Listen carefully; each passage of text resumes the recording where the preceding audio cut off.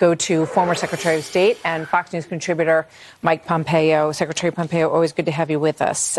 We have just been seeing this uptick in fire that is coming from Israel into Gaza, and we know it's a part of the operation to soften up targets there before a likely ground invasion. What's your assessment when you listen to our reporters on the ground talk about what's going on? What's changed here tonight? So, Martha, I think this is carefully thought out, very strategic. The Israelis have made clear since October 7th that they would respond precisely as you're seeing them respond this evening. Don't know if this will be part of the main assault or just a raid for the evening. The Israelis will make that decision. What I hope is, the United States will continue to do the things it needs to do. And frankly, it hasn't done them so far. It needs to give Israel all the time and space that it needs. We're not talking about hours this evening or days this week. We are talking about months to defeat Hamas in detail. That's the requirement. That's the necessary requirement to keep Israelis and, frankly, as we've seen, Americans safe as well. It is now time for the United States to do its part. I heard the administration say that these attacks have been mostly unsuccessful. That sort of reminds me, Martha, of mostly peaceful protests.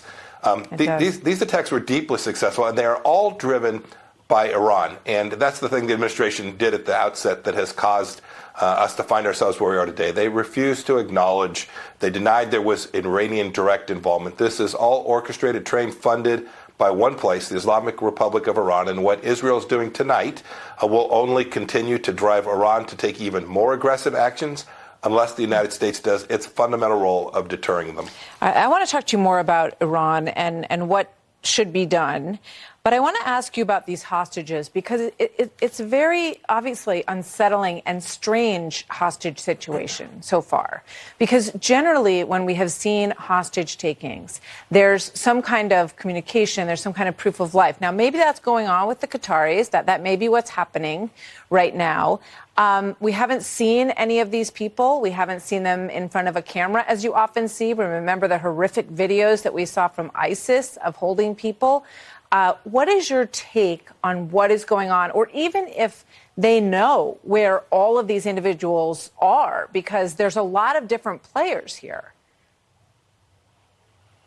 Well, listening to the advisor to Prime Minister Netanyahu, it sounds like they don't know exactly how many there are, let alone where each of them is. I suspect that is something that they are working alongside of us. I'm sure we're helping. I'm confident that there are Arab countries helping as well, trying to figure out exactly who's there, exactly where they are, and doing their level best to get them home. These families are suffering terribly. But make no mistake about it, Israeli families, American families too, will suffer even more greatly if Israel doesn't do the necessary. And so I'm confident they are first and foremost aiming to figure out where and how to get as many of these people back home safely to their families. But they're doing so against the knowledge that any let-up in pressure is just an opportunity for Hamas to rearm and re-prepare itself and to continue to attack into Tel Aviv and into Jerusalem and beyond. Well, no doubt they took these people for a reason, for some kind of leverage, and we've yet to see how this is going to play out. It's quite scary, as you say, for their families, and we pray for all of them. What about the Qataris? They play this helpful role in getting in the middle of us and Israel and Gaza to try to get people home. And yet they allow the leadership of Hamas to live in fancy apartments in Qatar. So, I mean, how long can they, how long can they do both here? So I'm confident, without knowing the details, that there are very complicated, very detailed conversations going on. I think the Qataris have been and will continue to be useful in this process to help the Israelis figure out how to get their citizens back home. I hope they're also doing their part to deter Iran, allowing Israel to do the things that it needs to do, and communicating to the Iranians there will be real costs associated should Hezbollah or the IRGC forces that are in Syria that we attacked over the last evening U.S. time. I hope the Qataris are playing that positive role. It is absolutely true. We knew that these folks were there in Qatar. In fact, the Israelis have worked alongside Qatar to help in the Gaza Strip for years and years and years. But on October 7th, a lot changed, and I'm confident everybody recognizes that there will have to be real changes with respect to how each of them treats Hamas and Iran in the days and months and years ahead. So just one last question. With regard to Iran, we saw these retaliatory attacks by our Department of Defense, by the White House, that were very clearly directed at the IRGC, at weapons centers in Syria in these two hits. We remember what happened during the administration that you were part of, the Trump administration, when Soleimani was taken out.